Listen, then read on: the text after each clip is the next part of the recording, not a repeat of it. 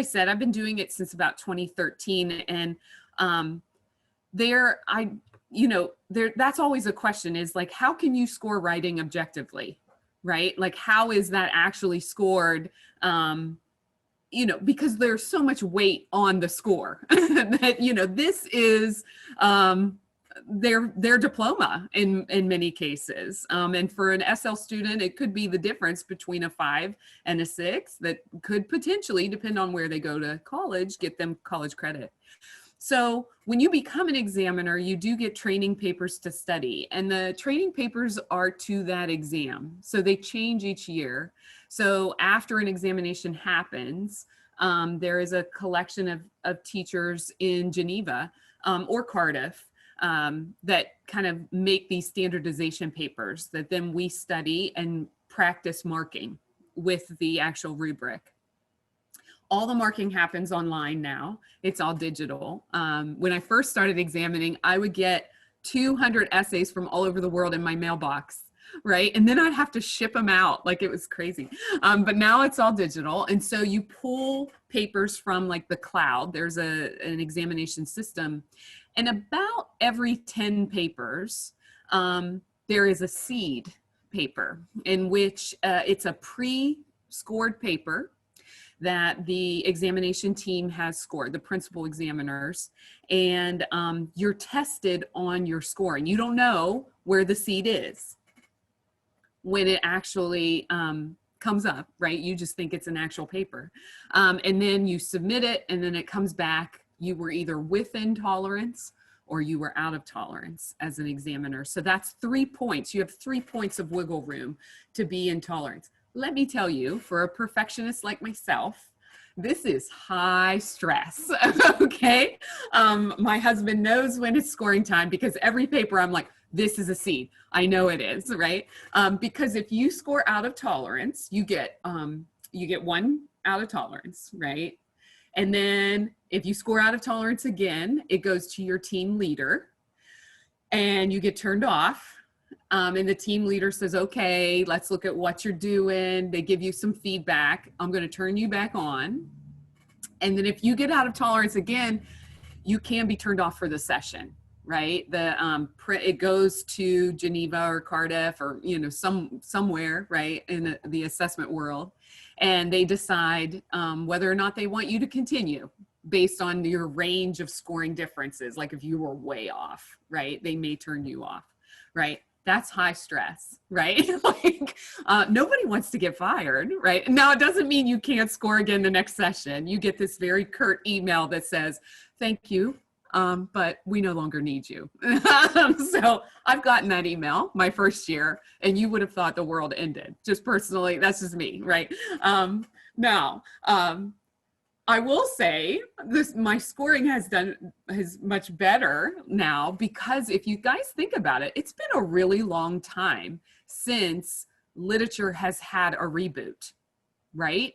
Like, we've had this curriculum for a good 5 years or so, maybe even 7. I think we've gotten pushed back. So it's I don't know. I found myself being very comfortable with these assessments.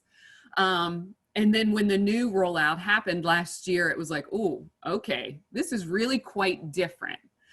But as I took a closer look at the actual syllabus or the assessment criteria, it's not as different maybe as we think at first glance. So we go from the written assignment to the HLSA. Now, even if some of you do SL, I argue that how the HLSA, or at least the written assignment, and I believe the HLSA will be scored. Obviously, this is our first year of HLSAs, kind of coming into IBIS and being examined. I believe it's going to be scored in much the same way as we look at the criteria. Oh, and by the way, as we go on, I'm going to stop from here and there to ask for your, kind of interjections. But if there's something that you don't want it to lose your mind, right, or leave your mind, go ahead and please feel free to put it in the chat. And Mrs. Lewis is monitoring the chat for me. So we'll get to it, right? So just a little review. I think I want to say everybody had some experience with the previous curriculum. If you recall, the written assignment, 1,200 to 1,500 words. We had that reflective statement of 300 to 400. It was a literary focus, right? It was a literary essay, of which, of course, the reflective statement wrestled with context and, whatever it is that you talked about in that interactive oral.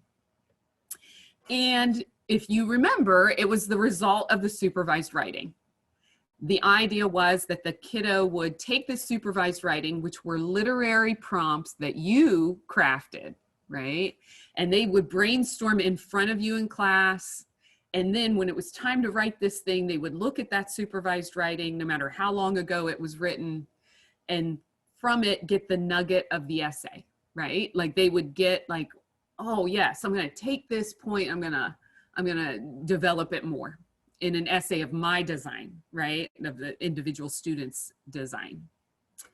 The HL essay is not that different. Maybe one of the main differences is the SL kids aren't writing it, which I have varying feelings about as someone who teaches it, because we have IB for all. So you're either in HL English or you're in SL English. And I feel like a process paper can be done by SL students and should be done on your way out to college, but that's just me. But it's 1,200 to 1,500 words, right? Same length. No reflective statement this time. It's just the essay. It's still a literary focus, and there is no supervised writing, right? The guide tells us it's the result of the learner portfolio. So this gathering of activities and writings and reflections, right? Kids should be able to look back at their portfolio and select the work that they want to write on, right? So as we take a look, and this is kind of where I'd love for you to shout out or raise your hands or, just kind of, let's give some thoughts. I have some that I came up with. What do you guys see as sort of like the advantages of this shift, this curriculum change? Any advantages pop out at you?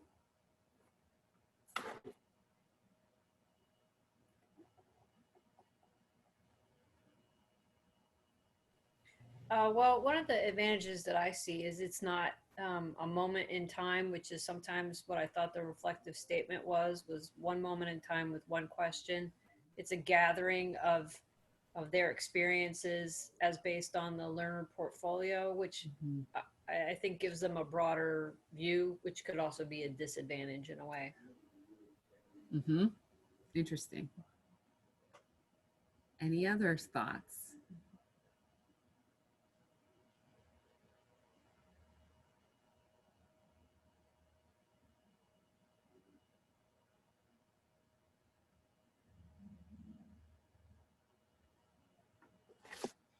I'll share some that I picked up. Yeah, go Jamie, ahead, Jamie, I don't have an advantage as I'm looking at them because in many ways it seems very, very much the same. But I just wanted to comment, and maybe you can address this on the topic. Our kids at Princeton typically do this their junior year. Okay. And, they might revise it some their senior year, but it is something that's done their junior year. Okay. Typically, we do horribly on this. Out of all of our grades, we can kill the commentary, we can kill the comparative essay, and our orals, we really have it down. And they are horrible at this paper. Our scores are really bad. And I'm not sure why, other than they might hate it. Before, when they had to compare two books. So I thought when it went to just focus on one paper, the scores would be better, but it is,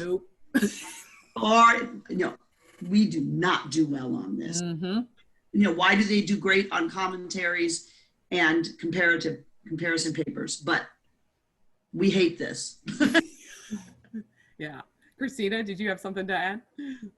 I was just thinking it does give the kids a better range of text to choose from, but sometimes I think that might be part of the problem in narrowing that down. And then how to get those indecisive kids to make a choice worries me a little bit too. Yep. And I'll share with you, Cheryl, that our scores are low on this one as well. And I have my own thoughts on it. My hypothesis is that our kids, they can sit and deliver, right?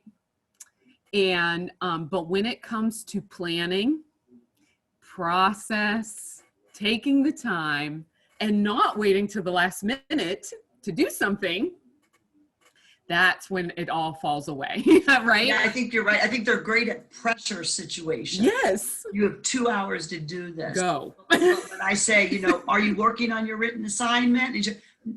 They're not. Because their plates are so full. Yes. That just stays on the back. Right. Right. And now, see, that's interesting that you have yours the junior year. We've kind of kept this the senior year, and I can talk a little bit about that. IB, for everybody out there, they do not care when you do it, right? It's kind of up to you, your decision, your discretion, your students, right? Whatever would be best for them, right?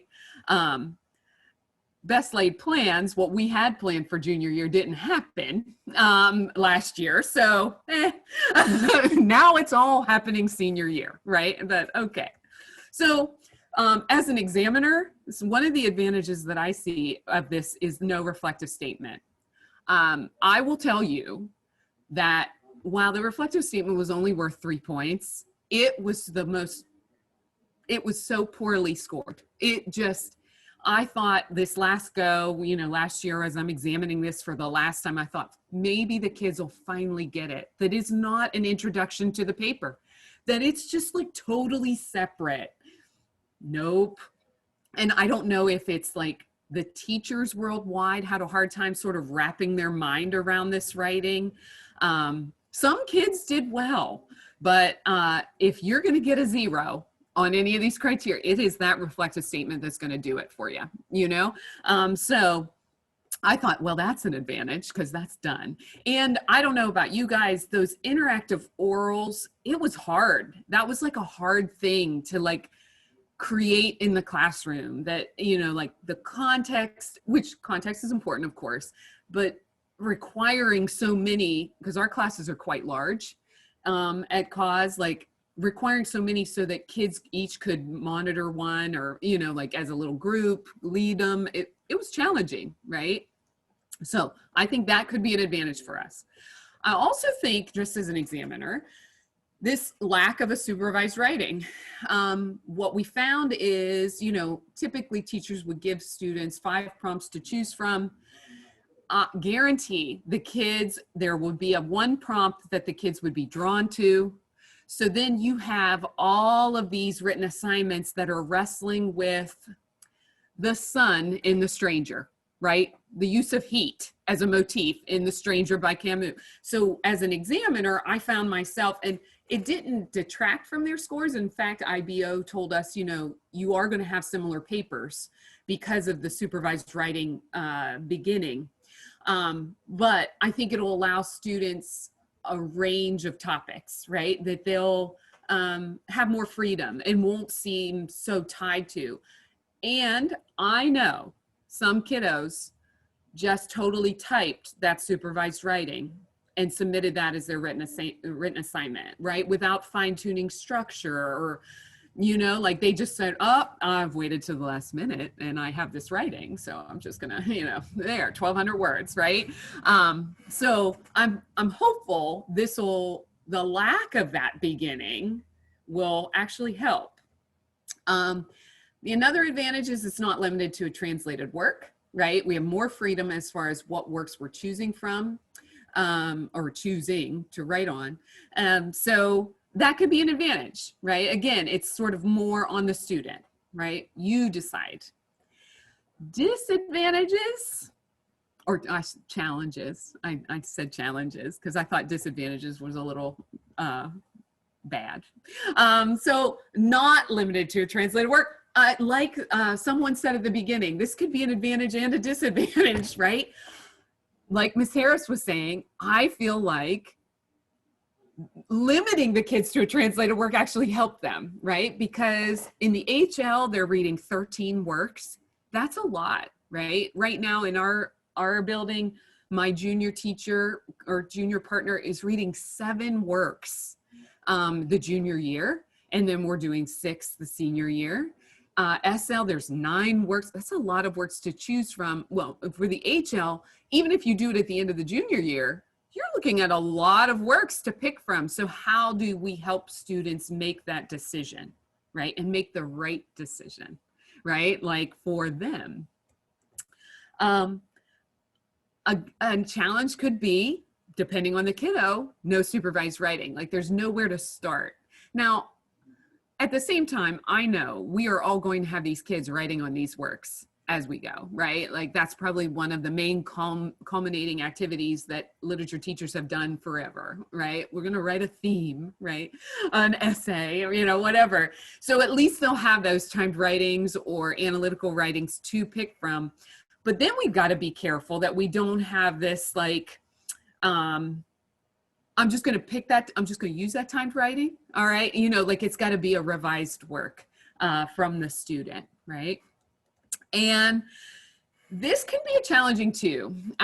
Those 7 concepts that the new curriculum has, I find them to be very, I don't know, like elusive. I feel like we teach them.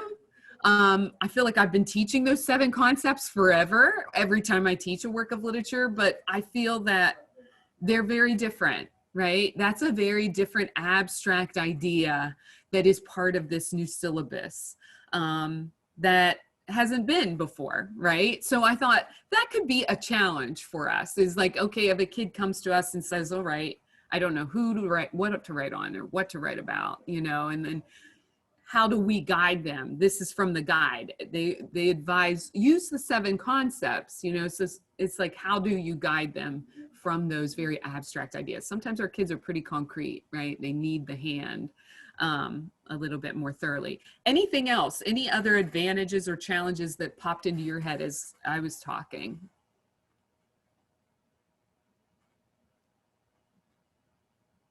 Everybody okay? Just give me a thumbs up. We're ready to go. Yeah, I don't want to go too fast. Thank you. All right, so let's take a look at assessment, because we know this paper matters. It mattered in the old curriculum. And of course it matters in the new one. And in fact, as we found out just a week ago, it may matter a little bit more, right? Which we'll talk about in a second. And again, if you just teach SL, I think these assessment criteria are used again and again.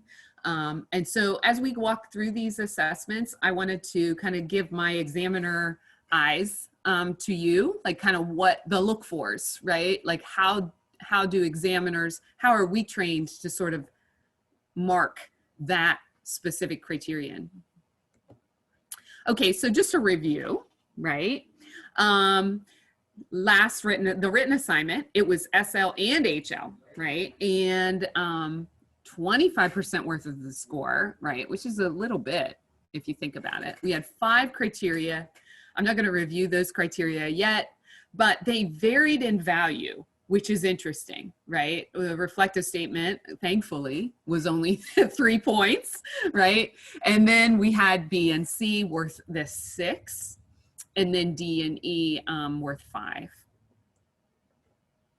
For the HL essay, we have, it's now worth 20% of this HL score, right? SL, of course, don't need to worry about it.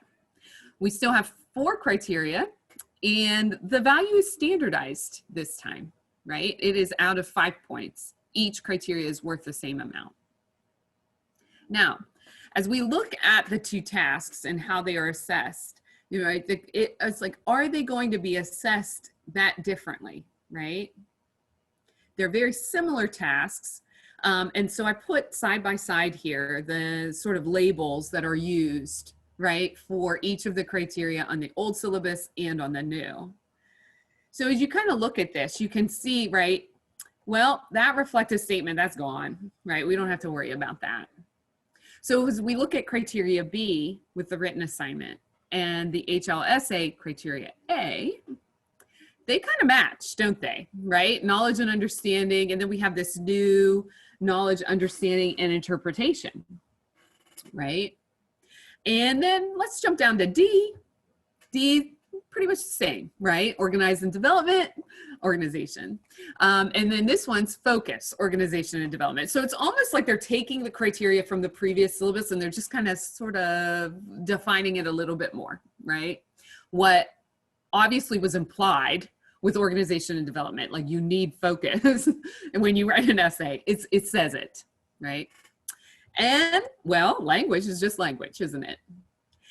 The criteria that is interesting, has maybe the greatest name change is C and B, right? So we go from appreciation of the writer's choices to now analysis and evaluation.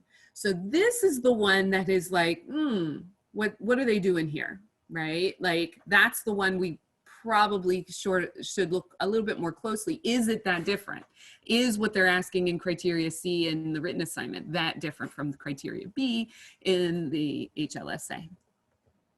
The answer is not so much, right? So I kind of highlighted some things here, right? So the language criteria, I'm kind of working backwards. Language is identical. Like the questions that guide the actual sort of marking is how clear, varied, and accurate is the language, how appropriate is the choice of register and style. So guys, I did the middle, just kind of as a middle mark band. The old language, mark band 3, is the exact same as mark band 3 in the new on the rubric. So like the exact same. So that's good news, right? That means that it'll be marked the same because it's just the exact same. So what I put on here is some things to think about regarding how examiners score language, right? What are we looking for, right? So if you look here, it says, okay, language is clear and carefully chosen with an adequate degree of accuracy in grammar, vocab, sentence construction, despite some lapses, right? Level 3 has some lapses, right? Level 4 has just a few. And then level 5 is like the angels are singing as you read this paper. Like it's, that being said, there are a few 5s. I've got to say. But so what examiners are looking at, lively, sophisticated language and sentence construction. They are looking for sort of the kid that has control, right? Control over the diction being chosen, control over varying the sentence types from simple to compound to complex, right? There's like this like eloquence in the writing.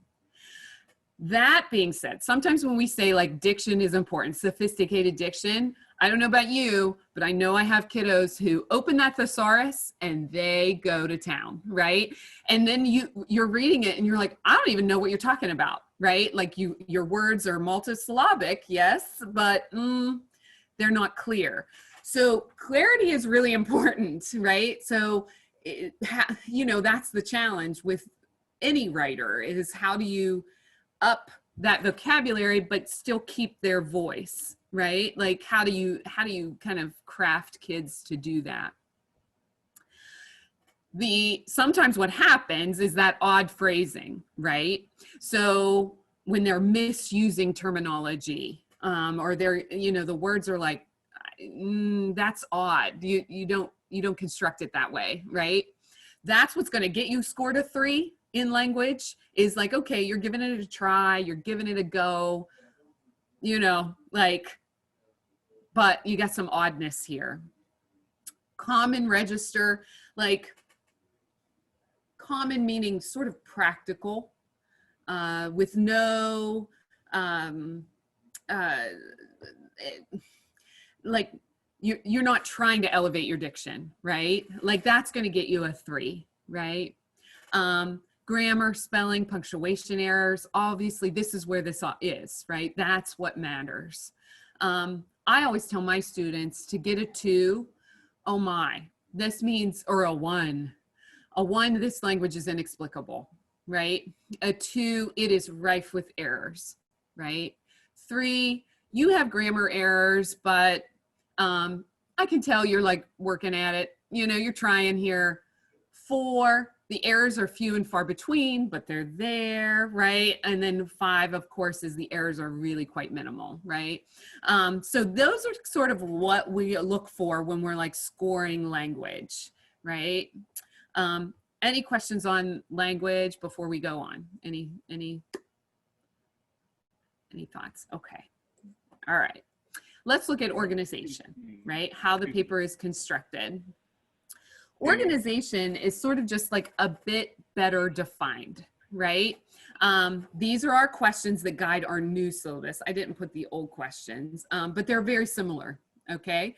How well organized, focused, and development is the presentation of ideas in the essay? And then how well are examples integrated into the essay? So at a level 3, it's pretty, like if in the old syllabus, it's like really scarce, isn't it? Right? They're adequately organized and developed. There's appropriately integrated examples. It's like, oh, okay.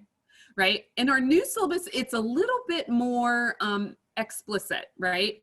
It's adequately organized in a generally cohesive manner. There's some development of a line of inquiry. And I want to talk about that. Yes, go Cheryl. Jamie, I've always wondered when it talks about, my pictures, I'm sorry, are sort of, but integrating examples. Is that a reference specifically to blended quotes? Yes. Or is that a reference to backing up just with references to what was said? Yeah, it is going to be that blended, that embedded, right? And so, yeah, I have a little bubble that says just that, Cheryl.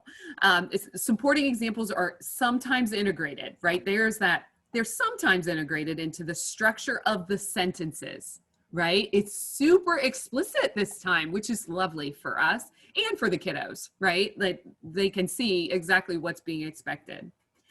What they mean with general cohesive manner, right? Now, again, this is a level 3. So obviously, as the rubric goes up, it's going to generally, you know, it falls away and we have a new adjective there, or adverb, I should say. Okay, so what we mean by cohesive is that there's transitions between ideas, like between the body paragraphs and between ideas in the actual chunk of the paragraph, right? Like ideas are connected. There's transitions, there's flow, right? But another thing that adds to the cohesion is that the introductions and the conclusions connect, right? They connect with each other and they do not waste time. Examiners have no patience for these long introductions that go into the author's life, the context of how the book was written. I tell my kids, no, we're in this. Like, this is a literary essay. Now, obviously, introduce the author and the text, right? But the intros are going to be quite short, right? They're expected to be shorter, right? Like, get into business. Why? Well, in the old assignment, all that contextual stuff should be in your reflective statement, right? And I tell my kiddos, you're padding your word count, right? Like this is a literary essay. These examiners know about these authors and they know about the books. They do not need a little lesson on where they came from and how the book was written. Like, get into the topic, get into the assignment, be done, right? Get that thesis in there and get into what really counts, which is the body paragraphs, right? And the analysis. Yeah, go ahead, Ms. Harris.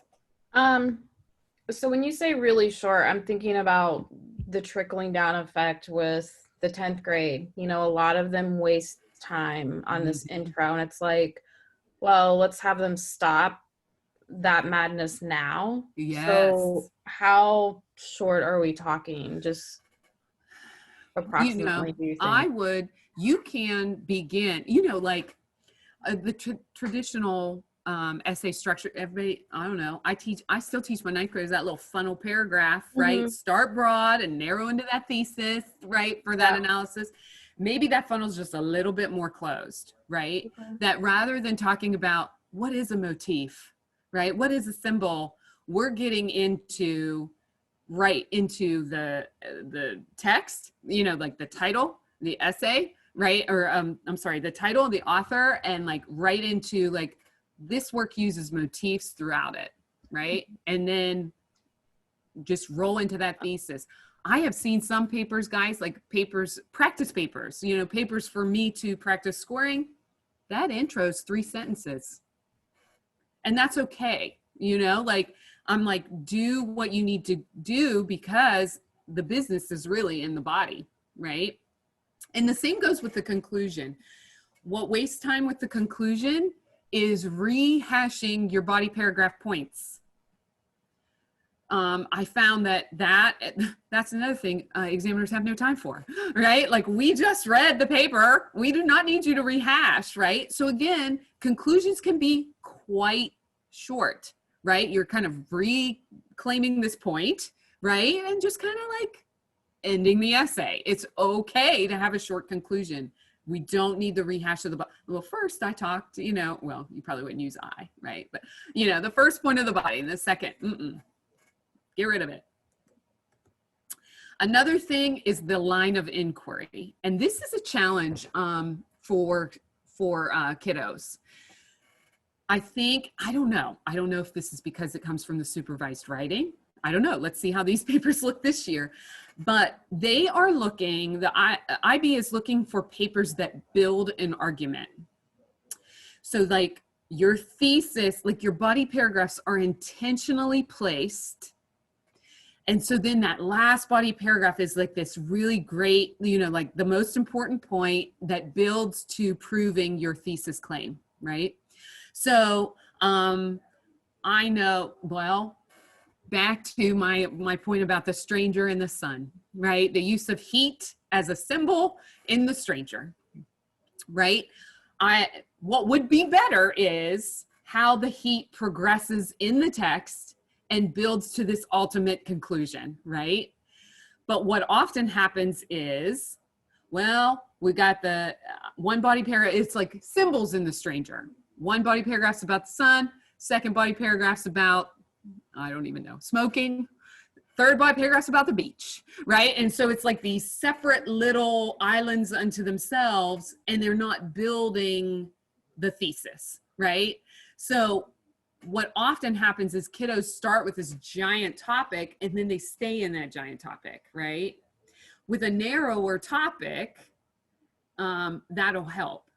And a lot of times, kids don't know how to answer the so what, right? Like, so Camus uses heat in the book. And so my question is always, well, so what? To what end, right? And that's where kiddos don't know where to go, right? So I feel like that just needs, I think it comes with practice. Here I've been doing this since 2005. I don't know if I've solved anything, but that is what IB is looking for, is that kiddo who can like say the so what and keep returning to it, right? So that's that line of inquiry. That's what it's referencing there. And then Cheryl's point earlier, right?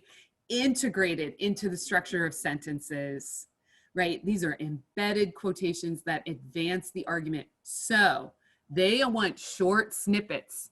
They're looking for short snippet quotations that are like woven into the text of the sentence. Boy, that is a challenge for kiddos.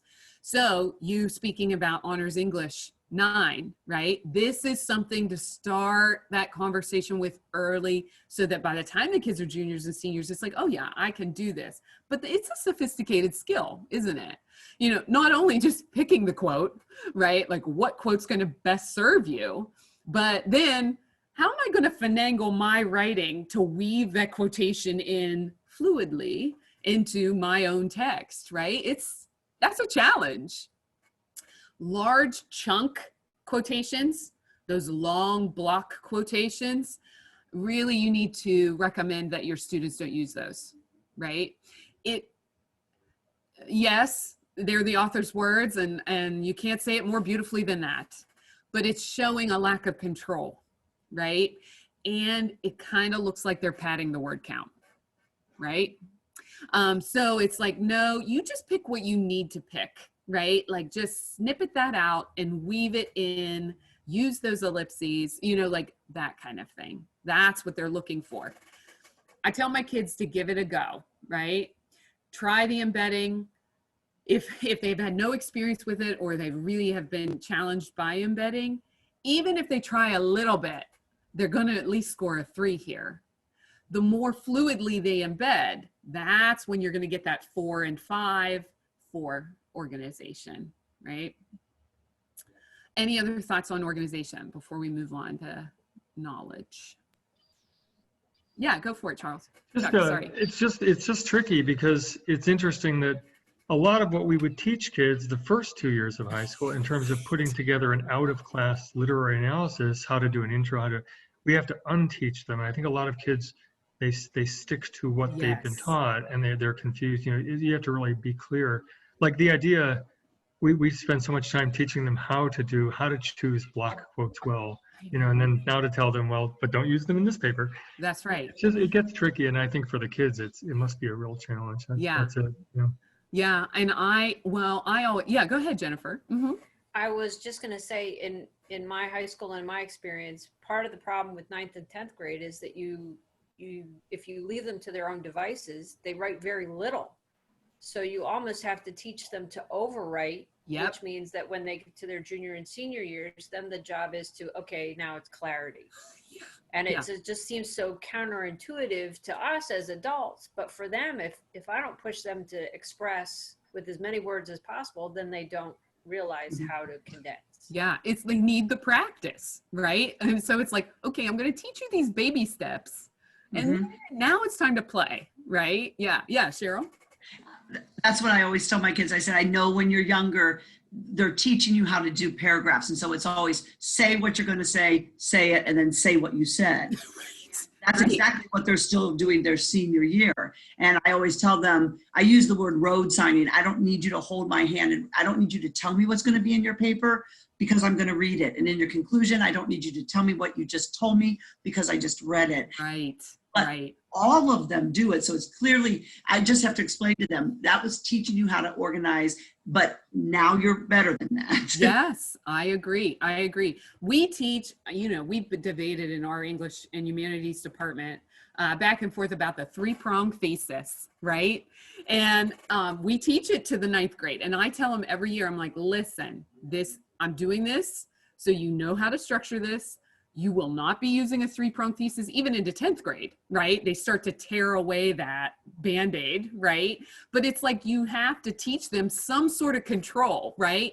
Because you're right. They'll just write anything, right? And I do think the younger kiddos need that structure, right?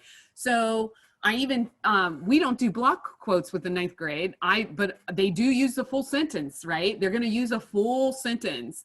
And so for my little baby step toward embedding, I'm like, can you announce the quotation coming, right? Like, how do you weave that in, and so it's just, and I tell them, if you're ready, right? Like, I'm like, and my seniors too, and I'm sure in junior year, it's like, well, that was how we used to do things. Now you're ready for something else, right? But it is a challenge for those kids who, no, I must do it this way, Yeah, I agree. As far as knowledge and understanding, right, and interpretation, which is the new one, we have, we have 3 questions that are getting addressed here. And I think this one too, it's just a little bit more defined for us and for the kiddos, right? So how well does the candidate demonstrate knowledge and understanding of the work or text? To what extent does the candidate use the knowledge and understanding to draw conclusions in relation to the topic? And then how well are ideas supported by references to the work or the text in relation to the chosen topic? Okay, so those are our 3, right? That's what we're trying for here. Well, this is what they had for us like the middle of the road, right? And if you recall, the mark band was split up. It was this range, 3 to 4. Now, I will say, as an examiner, that is a challenge, right? Because in my mind, I had to come to a conclusion. What is a 3? And what is a 4, right? And then what is a 5? And what is a 6, right? So that's where the examiner, the training comes in, is like, okay, I'm looking at these papers that did score a 3 versus a 4. What is the difference? Thankfully, we don't have to worry about that with this one, right? It's just solid, right? Essay shows knowledge and understanding, some insight. That's all we had on that rubric. The new rubric, a little bit better defined for us, which thankful, right? Thankful for that. Satisfactory knowledge of understanding at level 3, shown through the essay and an interpretation of its implications in relation to the chosen topic. References to the work or text are generally relevant. That's the term that gets kind of thrown away with 4, right? They're very relevant in 5, and just they're relevant in level 4, and mostly support the candidate's ideas in relation to the topic chosen. So if you recall, criteria C was embedding those quotes. This one is about the level, the type of quotes chosen, right? Are you choosing the best evidence to support yourself, right? As far as an examiner goes, this is the term that needed defined for us in the old, right? Well, I think this is for teachers too. That term does not appear in the new, but now we get this term. And I argue it means the same thing, all right? They're asking the same thing. And what they're arguing, or I'm sorry, what they're asking for is that the so what? What the ideas go from the particular to a broader meaning, right? So again, back to my Camus example, the heat, he uses the heat. Okay, so why? What's he doing with it, right? That's what you're looking at, is the level of implication, like, you know, the so what here. So whatever the kids choose to talk about, to what end, right? Character development. Okay, well, to what end, right? And then here, references to the work of or text, right? You want the candidates are, that's how they show they know the text, is they reference the text a lot, but they reference it specifically. So the body paragraphs need to have detailed moments analyzed and not these like broad concepts, right? So, you know, sink us into the moment where, you know, Mirso is walking on the beach, right? To keep up my stranger idea, which is funny because I'm not teaching the stranger, but it must be on my mind this year. So, the detailed references. And so using the little snippets, the embedded quotations, right? Sink us in, pull us into that moment, right? And that could be on any. So, you know, a challenge that the last iteration of the syllabus faced was if the kid chooses to write on a poet. So for poetry, or even short stories, right? If you have a collection of short stories you're doing, they want the body of the work. So this is like knowledge and understanding of the body of the work, right? And so remember, IB sees the poet's work as his body of work. So I would recommend, now I haven't gotten any specifications, but if this is scored the way the written assignment was scored, if you're doing a poet, you probably want that kiddo to talk about a handful of poems versus just one, right? So you want, like, you know, and kids did it. Like, you know, you kind of think about like, oh my gosh, can you imagine writing 1,500 words on one poem? You know, yes, okay, it could be done depending on the poem, I suppose. But you want like a range of works. The same would probably be true for essays or short story, you know, like that collection, right? So they could sink in to a handful of those, right? I have seen fabulous essays with 3 poems addressed. I think 3 is probably a good idea, right? That rule of 3. But I would not go 1 because it doesn't really get to the body of the work, right? Any other thoughts on knowledge and understanding, questions, comments? I'm just glad you said that about the poems, because I didn't know that we would have understood you could choose several. Yeah. Yeah. In fact, one of my, oh my gosh, this girl, you know, she was just fab. And, and she wasn't, she shared with me after she graduated that she kind of really hated literature. And I'm like, oh, okay, well, good acting. But she wrote a paper on the references of Neruda's, like the use of the female body in Neruda's poetry, and she referenced like 4 works, and I was like, girl, yes, right, versus just one or even 2, right?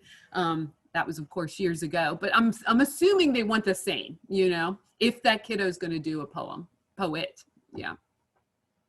All right, so now let's take a look at the one who changed its name, right? Okay, different name, same skill, which is delightful for all of us, because we're kind of accustomed to teaching in this way. So here's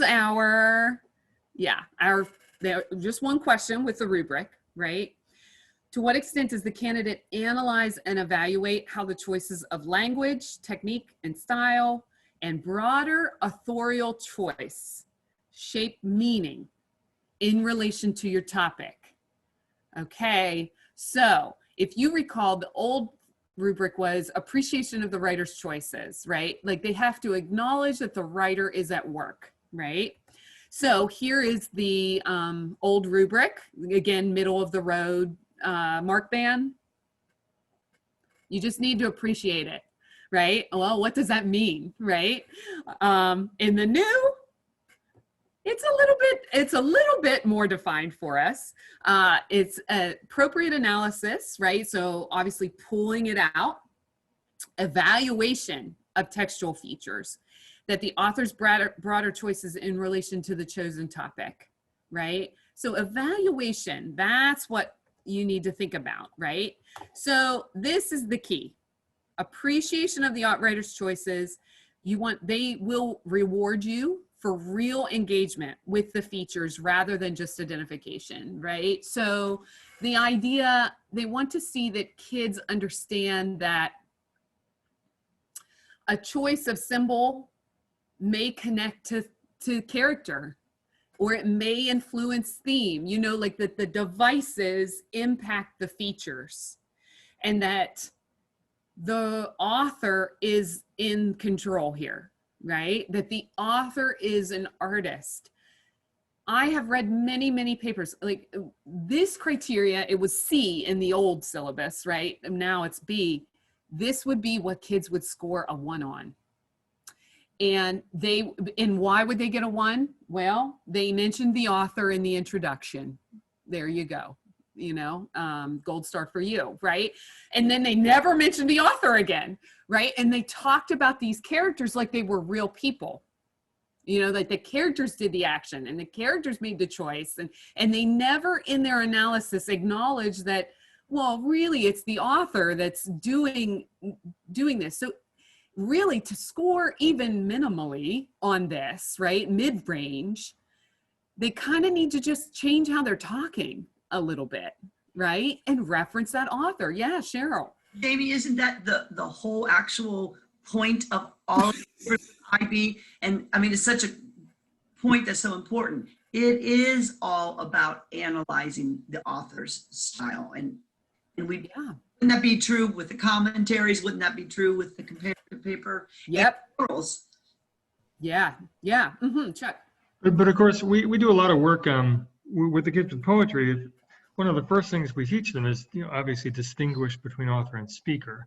So if they're doing that, then obviously the examiner gets that. And oh, absolutely. Yeah. Okay. All right. Just yes. Yeah, I'm glad to see author's choices again, because when it was taken out in the earlier criteria, I thought, oh, are we de-emphasizing that? Because that's such a vital part of them. Okay, yeah. thanks. And it is a challenge, right? Like, because think about it, you can write a legit, okay, literary analysis and never mention the author at all, right? My ninth graders do it all the time, right?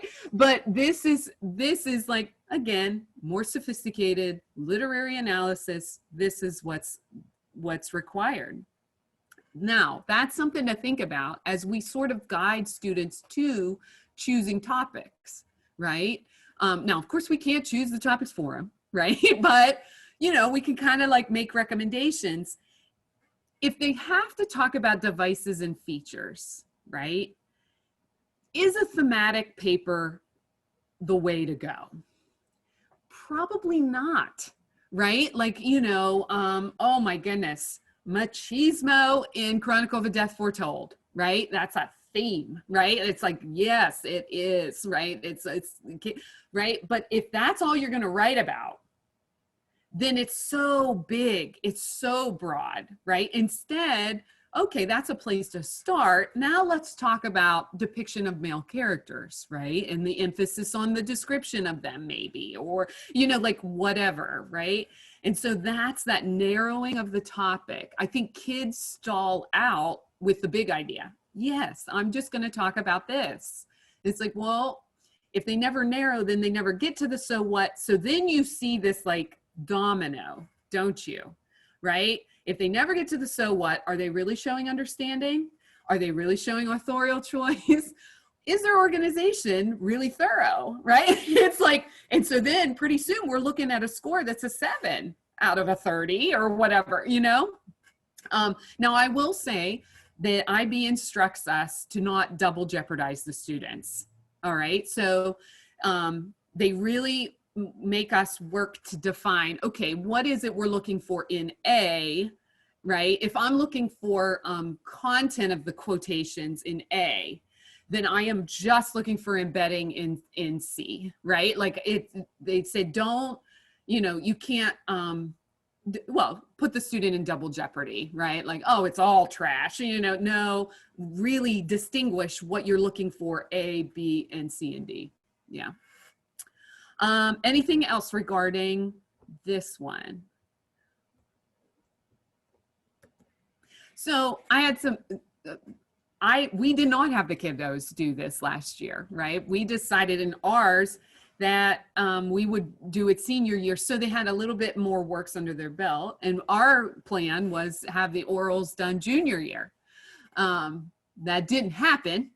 So we're doing it this year, right? Because it was going to be sort of their final for the IB11. But such is the pandemic, yeah? So something to think about if you haven't done the HLSA yet, right? Like me, it's like, well, where are you going to place it, right? Where will you place it in your year? In amidst, especially if you still have your orals to do, right? Where is this going to be placed? Remember, it is due to IBIS. It's still that same due date. I checked with my coordinator that March 15th. Remember, it's an earlier due date. And a reminder, whatever 2 works the kiddos use for their individual oral, they cannot use for the HLSA. And then, of course, those 3 works cannot be used for later assessments, right? So that, I think, could go into when you choose to start this, right? Do we start it in October after maybe you get a work under your belt, right? And so they have a recent work, right? Especially for that kiddo who maybe didn't read as much junior year as maybe they should, like we all have those students, right? Is waiting for a couple works to be taught this year a good idea, and kind of an olive branch for those kiddos who checked out at various times last year. And then another consideration to think about is how will you manage supervision? The guide advises the teacher to help, not control, but help in every step of the process, right? So being that the kiddos have such a wide range of works to choose from, they're probably going to need some sort of management system in place for choosing work, choosing the topic, right? Looking back, especially if they're doing a work that they studied last year, okay, go back into your learner portfolio. What'd you guys talk about?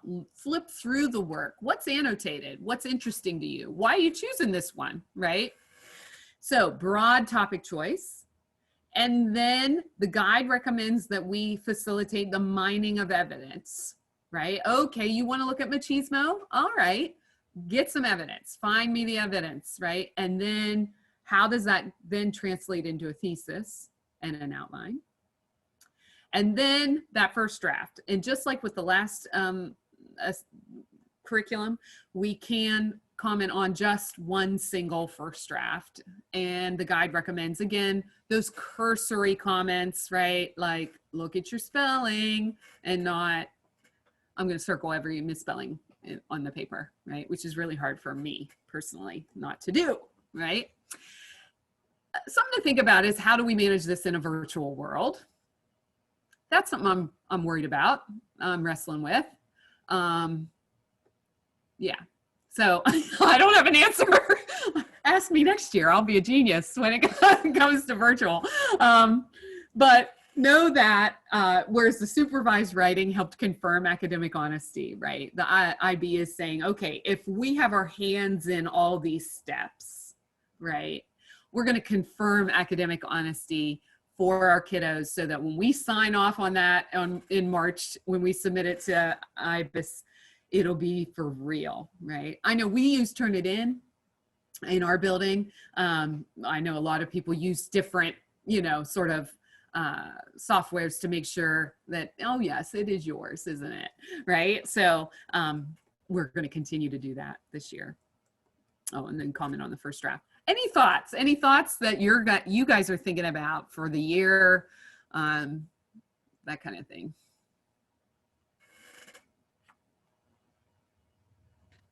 Jamie, I'm just not sure where you're going to go or how much you're going to cover. Are you covering all the other exams as well? Or? Yeah, a little bit, just a little bit. Okay, because my question was, since my junior's coming to me this year, this is the first time now that for me, the orals are different. Yes. And I guess we've heard that there's no paper 2 this year. Yes. Yeah. And so I'm not sure about how the things are weighted for them. But what I can't wrap my head around yet is the idea that every student can choose different works for what they want to do. Yeah. Before, like, these 3 works we studied are for the comparison paper. Wasn't that delightful? Yeah. And these works are for your orals. And now it's like, I'm not teaching any works for any specific purpose. Yeah. And I don't even know if they're going to use that work. And so I can't figure out how that's. Yeah. Yeah. And so we chose as a department to put that internal oral, individual oral in the junior year at the end. We always do that. Yeah. So because they have these handful of works, right? But what I found, a challenge for me, and Miss Harris, we were talking about it since we were colleagues, my junior colleague that teaches HL, he read works that I read, like, at some point, but I've never taught him. And so now that kiddo might use Murakami on his individual oral in the next couple weeks with me. It's like, I'm going to have to brush up on Little Kafka on the Shore, and so that is a challenge specifically, I don't know, definitely for the assessments that are falling maybe in the second year, right? Especially if you're not looping with the students, right? Which I see pros and cons to looping and non-looping. We've done both in our building, and both have pros and cons to it, don't they? Yeah. I'm sorry, what do you mean by looping? Like, you start with the kids junior year and you carry them into senior, and then somebody else has the new juniors and they carry them into senior, right? Oh, I see. Yeah. Yeah. I see. Yeah. Well, we have both teachers also, though, grade the senior year orals. So okay. That's we lovely. divide the kids up between the 2 of us. Yeah, but I haven't read all of the junior readings, and my junior teacher hasn't read all the senior readings. Exactly. Yeah. So paper two, thanks Cheryl. Yeah, another segue for me. Paper two is another paper that I've examined, and I was going to talk about it at great length when I was planning this out. And then about a week ago, IB said, we're going to get rid of paper two. So I thought, well, we should probably at least address it, right? In that it's not that different again, okay? It's just a little bit different, right? It's still the percentage is the same for HL. And then it's a little bit greater for SL because SL doesn't have that HLSA, right? The timing's a little different, right? HL and SL had different timing. And now it's just a solid 1 hour and 45 minutes. And if you recall, the paper two for the last syllabus was the kids chose a genre, right? It was a genre study. The teacher chose the genre, right? Read 4 works in that genre. And the kids picked one of 3 questions to write an essay. And in the essay, they had to be sure they addressed the conventions of the genre, right? Somewhere in there, that was like the sticking point, right? They had to use 2 works that they studied. And comparison was there. It was, if you wanted to score well, you should compare. But it wasn't like you could still score sort of middle of the road and just kind of have these 2 random pieces in your paper, right? Now comparison is required, right? It is a comparative essay. And the genre focus isn't as tight, right? It isn't as required. Now that everybody has the same 4 questions, and guys, even in the Lit and Lang, they're going to have the same 4 questions, which to me, that like blows my mind, right? Everybody's going to be answering the same 4 questions, SL, HL, and the other courses. So those questions are going to be more general, but still literary, right? When I was in training, one of the examples was discuss the use of conflict in works that you have studied and the impact of that conflict, right? And so it's like, well, okay, you know, you could do anything with that. So some of the advantages is that it's the same rubric for SL and HL. I think that's helpful. I do. And there's very similar requirements. So that's why I'm saying that if you kind of get that criteria B, that appreciation of author's choices, it's in this rubric too. So if we're training these HLSA, right, we're training kids for the HLSA, we're already training them for paper 2. SL kids, we're training them for the same type of writing with paper 2. And there is no chance that a kiddo is going to choose the wrong genre. Because let me tell you, it happens all the time. It's like, you know, and even when we did mocks, guys, I was like, I'd always have a kid. I'm like, okay, you're just playing with me, right? You just wrote on fiction because I made a big deal about that, right? Like, you're not that crazy, right? But yeah, it happens. And there's a point deduction with the question, the wrong question choice. It's like, right? Challenges with this one, we don't have to worry about this year, but next go, HO has less time to write. And I don't quite know the rationale behind limiting that time to write. To me, it suggests that they're not, the HLSA and the SLSA last time, HL had to offer evaluative pieces in their writing and SL was not expected to. So I'm wondering if they, you know, being that it's the same rubric, I guess the expectation has changed a little bit for HL, which is interesting, right? And it's more of a focus on comparison. Comparison is in the rubric, right? And like I said, I'm not going to take time to look at the rubric because we don't need the rubric this year. I think another challenge, though, is going to be that the students choose the 3 works they're going to study. The guide recommends 3, that the kids prepare 3 works prior to walking into the exam. And by prepare, I mean, you know, study them. Because if you recall with the last paper 2, kiddos had to use just as much specific detail as they did for their written assignment, just not quotes, right? Quotes weren't required, right? A kid could use a quote if they had one, but you know, we're not expecting kids to memorize text. But the details have to be there. That's how you show knowledge of the text. So this, I always like read it again, you know, right before the exam. This time the kids get to choose which 3 works they're going to study. And then they pick 2 to compare. That's like scary to me, right?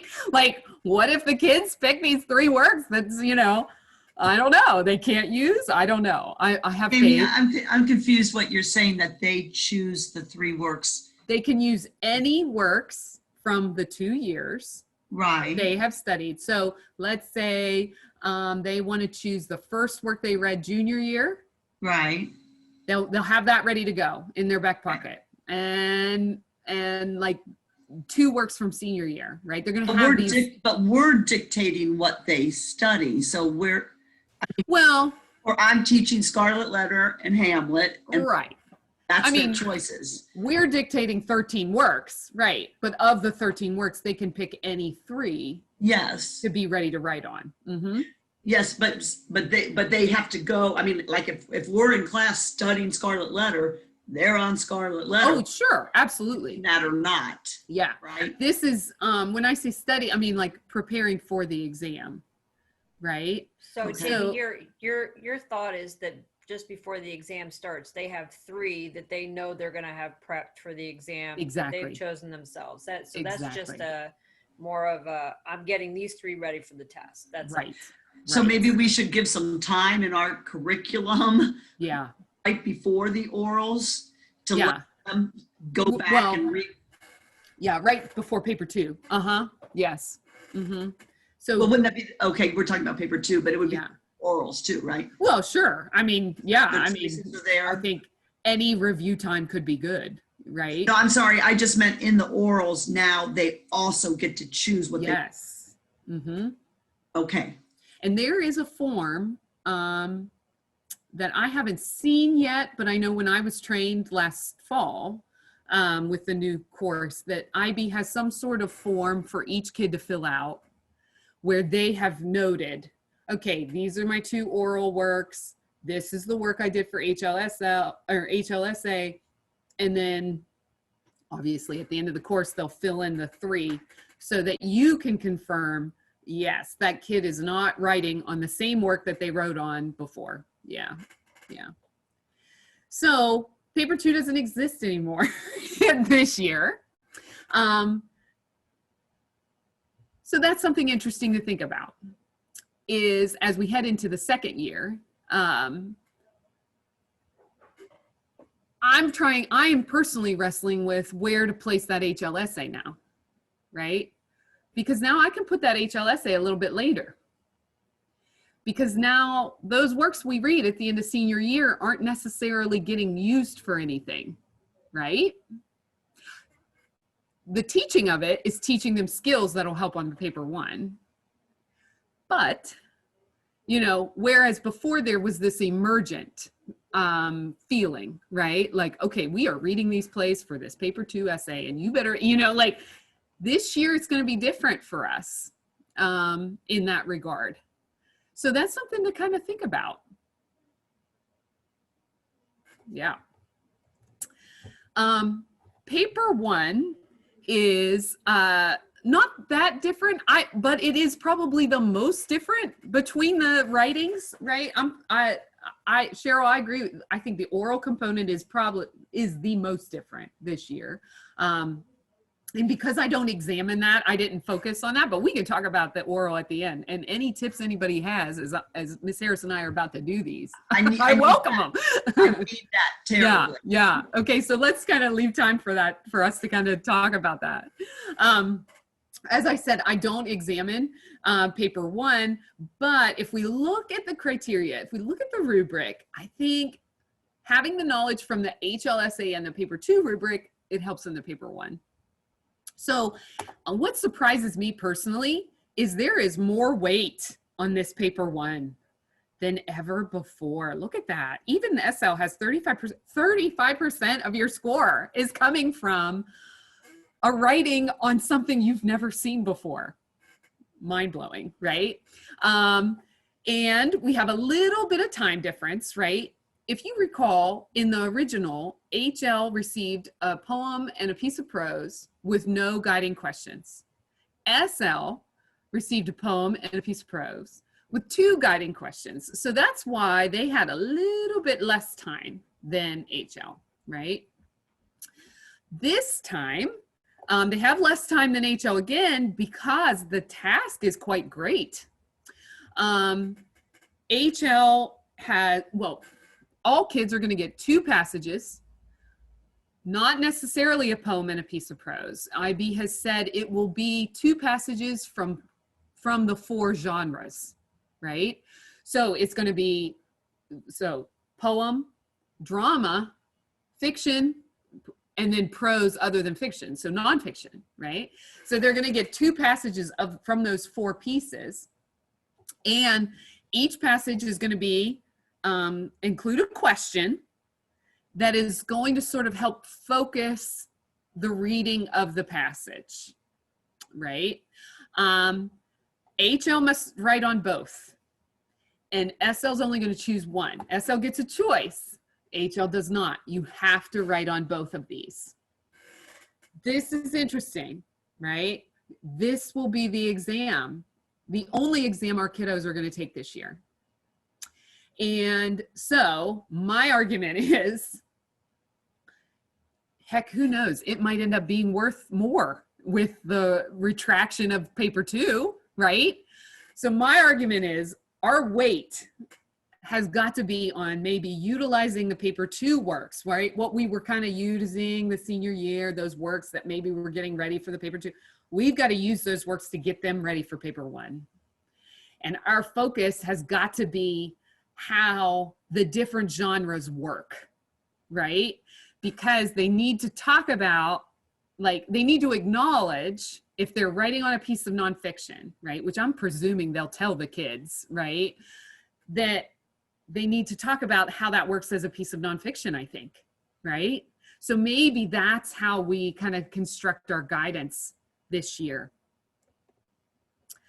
Advantages. So, and I'm going to kind of go through these so we have time to chat about the oral. It is still the same rubric for SL and HL, right? But SL, it gets scored once, and HL gets scored twice. So an SL score will be out of 20, and HL will be out of 40. So that's kind of nice, that it's just one. We don't have to get confused, right? The question is going to pinpoint the technique to look for, right? So the one sample I saw, and so this is hard too, because we don't have past exams, right? But the one sample I saw in training was, it was this piece of fiction, and it was about like birds and like the wind. He was like on the beach or something. And so it like made the kiddo focus on elements of atmosphere, right? And so they could focus on the use of the bird, the use of the wind. So it kind of like the question. Now, guys, the guide says the kids do not have to answer the question. that the kids can pick their own device if they so choose. I don't know about you. I'm going to recommend that the kids answer the question, right? Because arguably they don't really have time to think about some other device, right? Like they've got 2 of these to write if they're HL. Why not use the question? Although some of these kiddos might do well on their own path, right? An advantage also is there's no studying required, right? You kind of can't prepare. I tell my kids for paper 1, they've been preparing since they first talked about, you know, green eggs and ham, right? Every literature conversation that you've ever had is preparing you for paper 1, right? To find and do the things paper 1 is asking you to do. A challenge, there's no studying required, right? So will kids go into this sort of overconfident or sort of apathetic, right? Like, you know, it is what it is, you know, although I hate that phrase anymore. You know, I think another challenge is the time management piece for HL and SL even, right? Like, it's important to note, if you have HL students, there will be no timer that says, ding, go to section 2, right? So they're given these 2 passages and that's it. They maneuver the time. So how do we teach? What routines do we teach? Like, okay, let's take about 15 minutes to read both, annotate both, and then you get an hour for each. And how do you write it? Like a good commentary, right? So it's a different kind of commentary than we've written before, right? Whereas the old commentary was like, oh, anything, right? Appreciate all things in this piece, right? This, we got to teach them to be focused, right? And obviously the questions will help with that. And they need to be versed in all the genres, because we don't know what genres are going to be on there. So when we teach the genres, can we kind of like teach the kids like, okay, this is how a nonfiction piece works. Okay, this is how, and I think we've done that before, right? But it's more important, right? With this. Assessment wise, still the same 4, right? Or well, still 4, right? Guys, organization, C and D is basically the same as the HLSA. A little different, right? We're not as worried about sort of like, IB understands this as a timed writing versus, the processed writing of the HLSA. But I think the A and B deserve a closer look, right? Because that's, yeah, go for it, Chuck. I'm sorry to interrupt, but you could finish your thought. Just before we get too far into assessment, I'm not sure I understand something. So the questions offer a technical aspect to guide the essay. Yeah. So the students can write only on that technical aspect, or is it's well, that guided literary analysis, right? So it's still, that should be, in my mind, that should kind of be their focus, right? And help guide their annotations.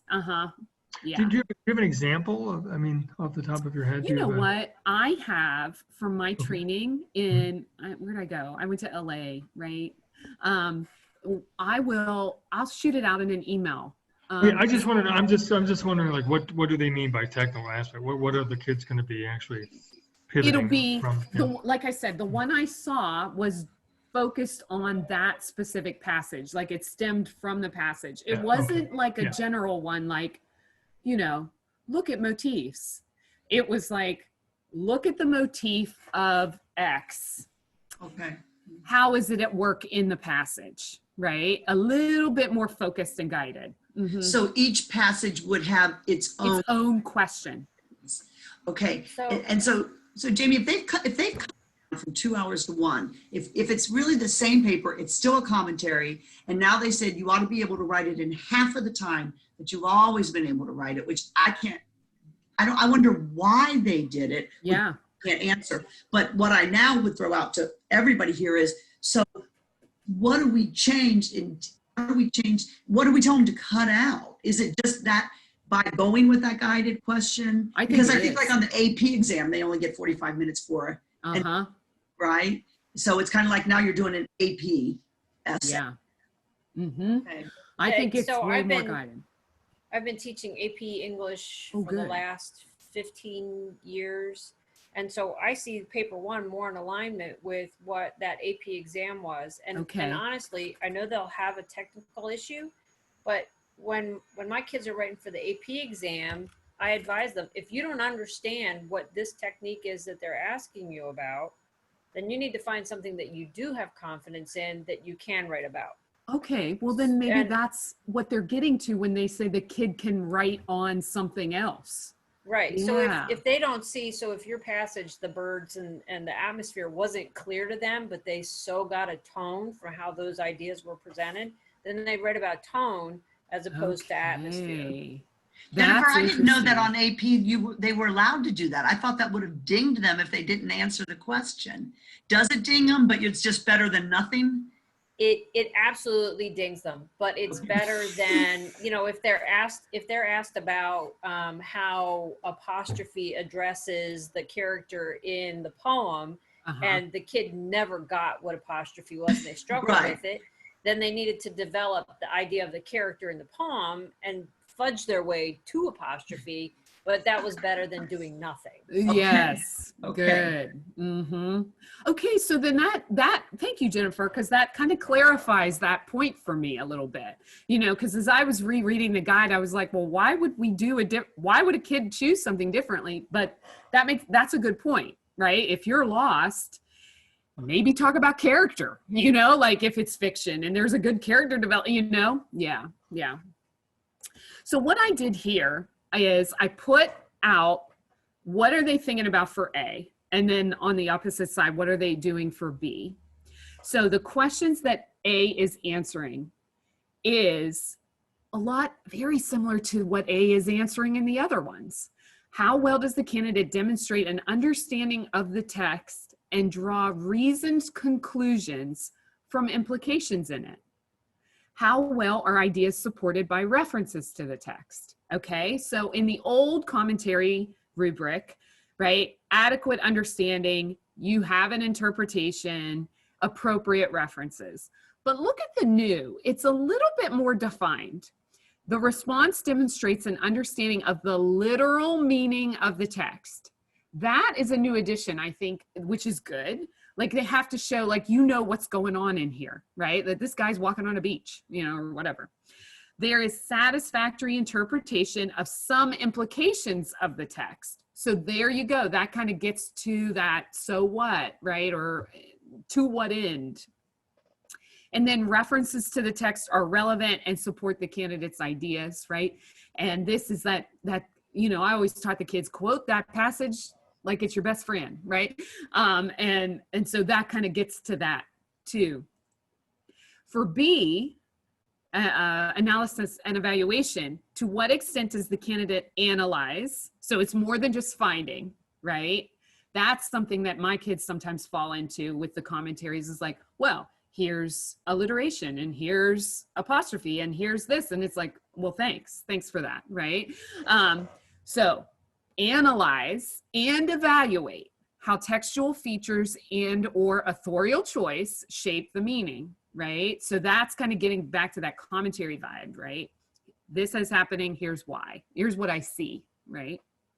I did 4 because on Mark Band 4, something is included in the new that does not appear in Mark Band 3. So I think that provides some evidence of how this will be scored. In the old on level 4, very good analysis and appreciation on how these things shape meaning. In the new, same idea. The response demonstrates an appropriate and at times insightful analysis of textual features and or authorial choices. There is a good evaluation of how such features and or choices shape meaning. That doesn't appear in Mark Band 3. So if in evaluation, if you recall back in the old syllabus was like, you know, you're not saying, oh, they did a good job, right? It was more, you know, this has impact because, right? Or like, this is the rationale that they're potentially using this device for, right? And this is here as well, right? So that's why I feel like that evaluation piece makes me think that their knowledge of how the different genres work is going to be more important, right? Like if you have to evaluate why the author is doing something, you kind of have to have a recognition of like how poetry works, how dramas work, right? Like that kind of thing. So I feel like, yeah. Jamie, how would you differentiate for the children the difference between analyze and evaluate? So analyze to me is, it's almost like, you're right. They're like, it's like on a continuum, right? So analyze on the like baby analyze is, I'm going to pick out, right, with my little tweezers, all these things that I see, right? As we verge into evaluation, it is, I'm going to talk about the implications of it, right? I'm going to talk about what is it doing, right? What is this device's impact on this feature, right? Or, Okay, like that so kind of thing. right. So I do. So it is the so what. But if you read Yeah. the sentence of number 4, it seems like that's what it's already saying, because it's saying you analyze the textual features, Mhm.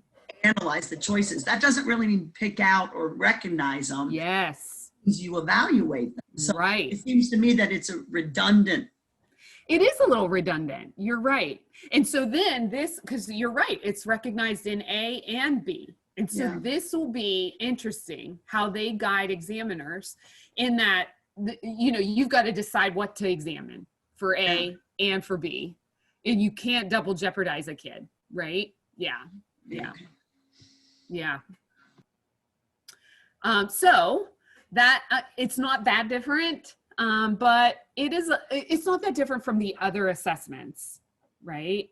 And I guess it's not that different from the old assessment. It's a different format, right, than we've had before. And I always say it takes me a couple rounds, right? So this first round, I'll do my best, and then we get some sample essays, right? Then we're going to get some old tests. Then we're going to know what is,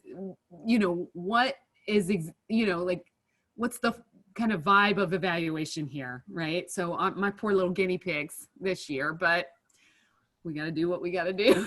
Can I ask Jennifer, our AP teacher right now, Jen, with now, because I taught AP 17 years ago, but now I don't remember, when we talk about the length of how much they should have written in a 2-hour commentary versus how much a typical 45-minute AP essay is, would that be closer to maybe just like 4 paragraphs or something versus That's a good question. 6? So first, I apologize. My husband is doing woodworking in my garage. So if you hear the background noise, that's him starting his table saw. To be very honest with you, when the kids finally got to me, because I taught AP Lit as seniors, I did not have them focus on the number of paragraphs. Sure. Which is what they always came to me for. It's what they want, right? It's right. They want to know exactly ask. how long the essay has to be. Yeah. And so it was more along the lines, what can you argue? What can you provide support for? What can you see and observe that you can share with somebody else? And if that meant you only analyze the character's perspectives through simile and metaphor, which is always the go-to, then that's what the third paragraph was, and that was the fourth, or the whatever those 2 body Right. paragraphs were. Develop them, give me good examples, and then conclude your essay. Okay. So we practiced writing. My biggest focus with them was obviously writing a thesis statement, but then we practiced writing in 40-minute intervals. Yeah. And they had to understand what it felt like to write in those 40-minute intervals with whatever they thought they could prove. Yeah. So, I taught them little tricks like, I'm giving you 40 minutes, put your start time on the top and your end time on the bottom. And that's where you need to be for those essays. Now, if you have more time, you can go back and you can fix it. Right. But they had to get used to what it felt like to write in a certain amount of time. Yeah. And it's going to be a little bit more of a challenge if they have 2 hours and 15 minutes, because I don't have 2 hours and 15 minutes for them to write. So it'll be adjusting that time to whatever half of 60, whatever 2.5 to 15 is time wise. But that's not a good answer to your question. No, it does make sense, because I know that I am always telling the kids, there's no prescription, there's no grocery list. I need to do what you can do, and for you to say, maybe on some of them there's a question that you can just really fly with and write as much as you can and do the best you can on the other. Always have an intro and a conclusion, obviously. Right. Always have to say that. Right.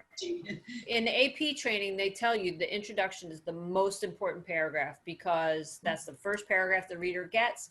that needs to be the most solid paragraph, and then you build your body paragraphs. If you get to a Wow. conclusion, great. But if you don't have one, just write an ending sentence. Yeah. And obviously that essay will not get a 9, but it would get a more developed score if the reader knows exactly where the essay is going. But Now, the other see- thing is these kids have two passages to write. They're not going to be able to do both passages well, partly because maybe they'll understand one better than the other, and they really need to have pick one that you're going to rock and do that one first, and then take the second one and do the best you can with it. Oh, Now, I will say, as far as I know, AP examination, yeah, well, I don't know now, but it used to happen live, right? And you'd get so many minutes per paper, right? Which is insane to me. I will say, examination for IB, you're reading that whole paper.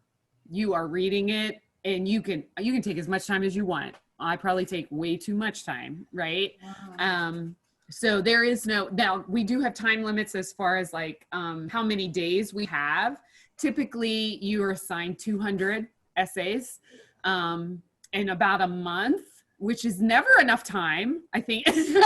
So they always end up extending it for us. But that's an interesting thing about the intro, because I don't get that feel from at least the examination I've done. Yeah. Chuck, did you have something to add? Yeah, just so now I'm just wanting to clarify the logistics of the taking of the test. So the students are given both passages, both questions at the beginning. They budget their own time. They do one essay. They move on to the other one, and so they could end up like screwing themselves over if they get so into the first essay they lose time with the second. We have to be very careful about helping them understand that.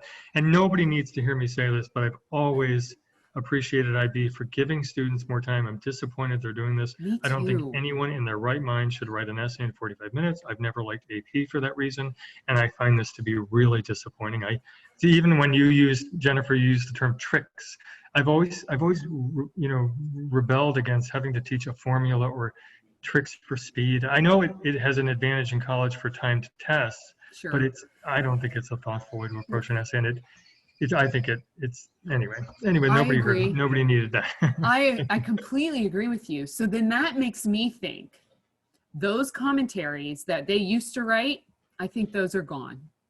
And I think it's got to be focused, right? Like it's got to be this, like still appreciating whatever device or technique is being asked about. But I think that, I loved the old paper ones. I loved scoring them, just my kids, because I get to see their moves, right? And I found that my kids who were risk takers excelled on paper one, because they were like, hey, this is what I see. What, but I think this paper one is a different paper one. Mm-hmm. Do you think they're going to do it live, or is there a chance they'll do what AP did and go digital? Well, I can say they have been saying for years that they would love for the IB exams to go digital, like computer based. However, in all over the world, heck, we know in the state of Ohio, getting adequate broadband and everything, technology is really hard. I don't know. I don't know what they're going to do this May. I'm eager to see what they do this November in the Southern Hemisphere, because I joined this, and I don't know if anybody else is on it. I just kind of happened upon it. I'm not a Facebook fan, but there is an IB Lit Facebook group.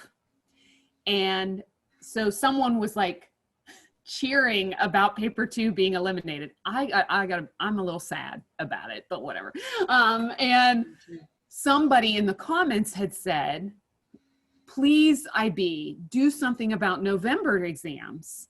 So they must be on the Southern Hemisphere getting ready to take these exams. I have no idea. Are they gonna have like an AP window, digital window like they did in the spring? Because I know AP has sort of this portal. I don't know. Well, Jamie, why did they eliminate paper 2? I mean, it's not until May. It's not until the end. It can use all of the works that we still have to teach. I was shocked I mean, Cheryl. we took 1 2-hour test away. Right. I know. That doesn't help us in our curriculum. I It's not know. take a bunch of books away. And like Miss Harris and I were talking about when this first hit, why wouldn't you eliminate the oral? Because dang, Yes. that is harder to do digitally, you know? Yes. I agree. I know. Yeah. So on that note, let's talk about the oral a little bit. I came up with these final considerations, just like things for us that I don't think we can solve them, but things that are on my mind that may be on yours. Like, how will the elimination of paper 2 change our teaching, right? How can you best prepare students for paper 1? That's kind of what we've been talking about. Anyway, the timing of paper 1 in a virtual space. You guys, I'm like Jennifer, I used to sit and like say, okay, it's a timed writing day, everybody sit there and you write, right? And now, in that we're all virtual, at least until the end of October. I don't know how to do time writing in a virtual space. And then when will you begin practicing the paper 1 type questions? Like, those are something to think about, as we head into second year, if you're doing senior year, or even if you're doing junior year. I used to kind of like play around with commentaries a little bit junior year to sort of like plant the seed to have them ready. As far as the oral goes, has anyone done their orals yet? None of us. Okay. Well, good. We're all in this together. I know Cheryl wanted to chat about like the difference, right? I argue that the orals are the most different piece, right? This time it's prepared. It's on 2 works. 1 translated, 1 not. The kids are choosing the passages. We are not. And well, the timing's about the same, right? They're talking for 10 minutes and then we're questioning for 5. That's about the same for the SL, right? That was like the SL commentary. The HL, oh buddy, those 20-minute chats, they were long. But so that's a benefit, right? Isn't that an advantage?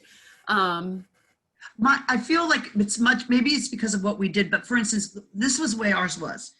We taught them 15 Sylvia Plath poems. Yes. Their senior year. Yes. The oral, and then we read Scarlet Letter and Hamlet. So for the orals, Plath poem. They picked 1 Plath poem. Yep. And right, okay, right. And they had to speak on that for 8 minutes. We questioned them for 2, and then it's a 10-minute discussion on one of the 2 works. Okay. Yes. So I don't get now if they choose, no longer are we saying it's Plath and you're picking a poem out. Right. If you choose 2 works, what do you mean? Like Plath was on a passage. Right. You talk on 2 complete works. You're talking about, okay, so the focus, the impetus is the global issue, right? That's the starting point, that the kiddo starts with a global issue of their selection, right?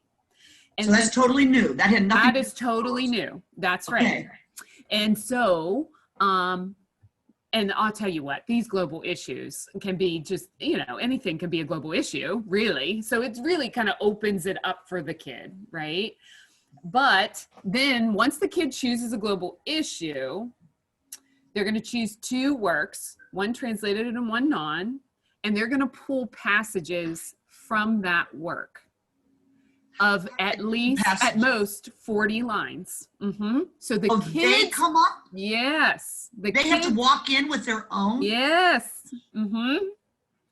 So this would be pre-selected, obviously, and pre-collected for you, right? Like you would have assigned this to be collected ahead of time, right? The kids' passages are blank, right? They're not pre-annotated. Okay. It can also come in with an outline of no more than 10 bullet points. So I'm going to recommend to my kids 5 talking points on passage 1, 5 talking points on passage 2, just to kind of guide your talk. Because there's no prep time this time. There's no such. That's right. They are Okay. just coming in. Their prep is on their own. Right. Okay. And so then the kid sits down and discusses the global issue, how it is presented in the work as a whole and in this specific passage, right? So Okay. they're going to want to choose a passage that's kind of meaty. Okay. And then it's not a comparative piece, right? They're also then talking, okay, how that global issue is at work in this work and in this passage. They don't have to blend the two works. No, they should not blend the two. And on top of that, they also need to address, again, authorial technique. So, like some authorial technique at work in passage 1 and in passage 2. On that So global topic. Just at work in that passage, right? Okay. It could, yeah. So obviously if the passage is connected to the global issue, you're probably going to connect, like, this could be like character depiction, right? Like the, Chuck, yeah, go ahead. Oh, finish what you're saying. I just have a question when you're. Well, I'm just saying that's it. I was ready. And how many okay. minutes? So, sorry. Oh, You wanna finish? what is it, Charles? guys? 10 minutes chatting, 5 minutes questions. Yeah. So again, my question is again, so this is in some ways similar to the paper one. They budget their time. They talk for 5 minutes and Yep. 5 minutes, or 6 minutes and 4 minutes, or they, miss out and talk for 8 minutes and 2 minutes. And I'm not talking while they're talking. Right. I'm not saying, and then Right. I don't know why. I must be completely wrong. I just want you to clarify. When I was at the conference in Pittsburgh a year ago, March, I thought he said something about it's not comparative, but I thought for sure he said but. No, I could be. I My have girl to, said not but. Okay, Yeah. then I'm going to listen to you because I must. I don't maybe know. Maybe I don't remember. So you're saying it is not comparative. They talk 5 minutes, Yeah. or let's just say a number of minutes on the Yeah. first passage they've chosen. They talk a number of minutes. Now, in our 5 minutes of questioning, Yes. any need for us to tie the two together or to get them to see the two together? The way I view the questions, the questioning time, the way I've always viewed it is my goal is for you to score higher on that rubric, right? So let's say you don't address, I don't know, you don't offer as much clarity on work 2 as you did on work 1 because you're running out of time. Well, then my question is going to address work 2, right? And so take a good look. I don't have a visual of the rubrics for the oral, Cheryl, but take a really good look at that rubric because it talks about, if I'm recalling off the top of my head, that they address each work equally. Okay. Right? Yeah. I That's see. part of it. Mm-hmm. Okay. Now, So- is there a second part to the orals as well? Or is That's it. so there's no such thing like as last year where it's plaque poems and then 10 minutes discussion. It's a 15-minute oral. Uh-huh. And I have to be honest, the advantage of that is my time because guys, I Oh, yeah. did 120 some orals last year because I was the only senior teacher Oh, and wow. coordinating prep and production. It was like, I'm going to pull my hair out. So I was like, actually, selfishly, I was looking forward to not having orals this year because the junior teachers were going to do it. But here we are. Well, now, I don't know. Oh, Charles, go ahead. I'm dominating. Charles, go. I don't mean to interrupt. Just while you're on the topic. So we were just discussing this yesterday. How will we set these up? I have a feeling I'm going to ask the kids if they can do weekends or something because Yes. I can't just give class time to 40. I only have 40, but still, I'm the only teacher. And IB puts no limits on how we do this. We could do it over the course of a good deal of time if we want. Exactly. Right? Like I did the old orals. We would do them in 3 days and kids would Right. one Yeah. after Right. another after another. Oh my goodness. There's no limit to this. I started my orals in January and I was meeting kids on my conference time, during lunch, after school. Like it was insane the amount. So from January to IA time to turn in, which I think is April 15th, I was doing orals gradually. Miss Harris and I were talking about this as well. Like, how are we going to do these this year? And I already asked my principals if maybe that we could come in, even though we're virtual, and do it live, and they said no. So And the recording is still the same, and IB will still go through the Yes. same process of choosing certain recordings depending on your scores. We still score them. It's still an internal and yes, okay, it's yeah. still all that. So what I did last year, because I still had a good 25 orals to do during the pandemic last year. And so I was freaking out because remember, IB extended it and then they didn't extend it. And then, Yeah. so IB recommends if you're doing it via Zoom, which is exactly how I did them. And I have a little digital recorder that I use.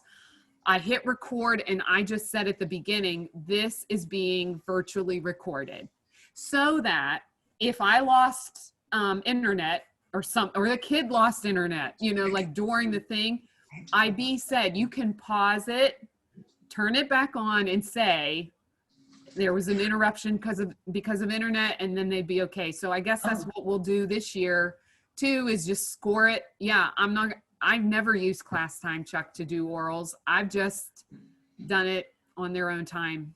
Yeah. So weekends, my benefit, I think that's a major advantage, is we don't have to sit there and watch them for 20 minutes. Yeah. Like I literally just watched kids for 20 minutes while they prepped last year during COVID. And then we talked, like, Amy, I think you need to get a second evaluator with you. I do. She's here in this right now. Okay, because we just, you got to have two, and you're going back, there's somebody prepping while you're giving it. And Yeah. Oh There's- yeah, I know. Yeah. So does it make sense that my colleague told me that she said like we would still have to do 15 Plath poems? Oh yeah. to They count. haven't decreased the number of Decreased works those expected, numbers. which if you ask me, 15's a lot. That's a lot of poetry, isn't it? Like in one poet, but It takes me an entire quarter. It takes me all quarter. I know. Well, the good news is you have time this year, and that you kind of don't have to. They aren't connected to the oral, right? Those kids choose. They have to be though, but they have to be because after the oral, there's no other use for anything you're teaching. Right. Because of paper 2 being gone, orals are done. There's no reason to teach any literature. Right. If you understand what I'm saying. Oh, I totally understand what you're saying. So that does mean in 3/4, I still have to teach everything I taught before. Right. So philosophically, There's no more time. There's no Right. more time. Philosophically, how I'm handling this lack of assessment in paper 2 is I'm giving you the moves for how to write about a poem, right? For paper 1, I'm giving you the moves for how to write about fiction and drama in paper 1, right? It would have been paper 2, but that's my whole, and well, you need to read Plath before you graduate because like that's how I'm handling it. It's like, well, it's still English 12. So you're still getting a diploma. And I still need to get you ready for college English. So Well, I guess I'm teaching everything on the assumption that they're going to use everything for the orals. I mean, because why else would I be? right. The only exam their senior year I have to give that requires literature that they haven't yet learned. Mm-hmm. Mm-hmm. So everything I teach for the first 3/4 has to be on the assumption that they're going to use it for the oral. It can be. Yeah. What else could it be? I mean, If you have what else? HL, it could be the HL essay. But yeah. Right, that's right. But I said my kids did Yeah. it junior year. Right. So because we're all different. Right. Okay. So that's how I'm just like philosophically like, like this is good medicine for you, my dears. Right. Like it may, right. You really need to read Macbeth. Like you really need it before you go off to college. So it does change how we do it. It just changes some of the philosophy, or I guess the urgency, right? a little Well, to bit, me, but it's it doesn't more- make it any less important. Oh, you know? no. My question is more teaching it for what purpose, and not Right. justify it, but to prepare them. Yes. So if I'm teaching PLATH just for them to talk about a global issue, that's completely different than teaching PLATH for the old orals where they had to analyze that entire paper for style. But think about it, Cheryl. They'll still need to have some knowledge of poetic techniques or Absolutely. paper one, and for the oral. Yeah, Chuck? Cheryl, thanks for bringing this up because I hadn't thought about this, but that means that it kind of behooves me to do the orals later in the year when I'm doing more work. I mean, there's Yeah. more to choose from and all that. Charles, we always do ours in March and April. We always did ours in January, but maybe I'll push it later. Absolutely. We do ours before Okay, spring thanks break. for bringing that up. I don't think I would have thought of that. Yeah. Yeah. And see, our junior level teachers, we're going to do ours quite early, in that the junior level teachers taught with global issues in mind, right? Uh-huh. And so they kind of guided the kids. So I don't want that to go too far away. So in that, they were supposed to have these done already, right? So it's like, well, we're going to do ours early and then focus on, I think with us, with SL, those kiddos need writing assistance, right? Like, so it's like we can focus more on construction and writing and, yeah. But Well, hey, aren't there still two orals? And I call it the junior year and the senior year, but isn't there nope, there's no? there's no oral presentation. Mm-mm. Oh, that's gone. Yeah. So that's why we chose to move that oral component, because for me, I feel like, I don't know. For me, I feel like you're a little bit more of a sophisticated writer your senior year than you are Yeah. your junior year, right? Yeah, of course. So I felt like, okay, that HLSA probably should go senior year. Whereas if you practice and train speaking, right, talking about literature, and that's what the junior teachers have done, lots of chances to speak, Yeah. then we can kind of eliminate that from their senior year, especially the diploma kids. They got a lot going on, so yeah. That's So why. Jamie, okay, that's, whoa, big flash here for me. You do the orals junior year and the written assignment senior year. That was our plan. Yeah. Except COVID. Okay. Yeah. Carol, we do what you do. Our order is your order. That's how we Okay. do it. Is it? Yeah. And IB doesn't care. It's whatever you guys as a staff want to do, really. Oh. As long as they get turned in when they're due, they don't care, Yeah. Because we would all agree that it takes more sophistication to write a good paper than it does to talk about a global issue. In my mind, it does, but maybe not. Maybe not for your kids. You know what I mean? Like it's yeah. We always did the orals later because it made the kids really nervous. We thought give Yes. them more Yes. experience in the classroom, give them more experience with literature. They kind of wanted it that way too. So Yeah. anyway. Now, I Okay. will say in the old curriculum, the recorded oral was senior year and the presentation was junior year. Yeah. Because of that exact reason. But yeah, and I also think the amount of works you had to use for the oral, Yeah. we had to wait till the senior year because you couldn't cover it. in the Right. junior year. Right. So, Yeah. Well, guys, that's our time together. And I just want to say thank you so much. Right. Like we can do you. this. could you send us these slides?